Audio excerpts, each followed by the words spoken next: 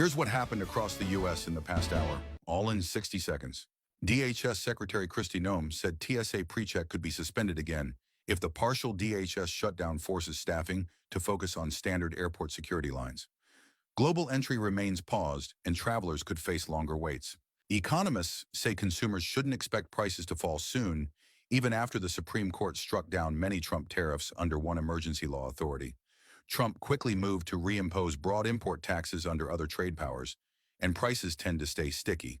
Some lawmakers highlighted the Epstein controversy during the State of the Union, including Representative Nancy Mace wearing a butterfly pin tied to Virginia Giuffre's family. Plans for a bipartisan seating protest involving Reps. Thomas Massie were later scrapped. Capitol Police arrested a guest of Reps. Ilhan Omar during the State of the Union after the guest stood and refused to sit when told. Omar said her guest was cited and charged over the disruption. Texas early voting surged past recent midterm and even presidential benchmarks during the first week of balloting, driven largely by Democratic primary turnout. The spike is reshaping expectations for the state's high-profile Senate races. More than a dozen states sued the Trump administration over changes that rolled back federal vaccine recommendations for children. The states argue the shift is unlawful and could disrupt school and clinic immunization policies.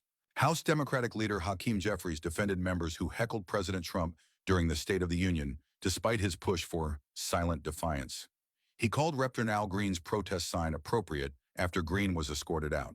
President Trump proposed a new retirement plan for about 54 million private sector workers without employer coverage, modeled on the federal thrift savings plan.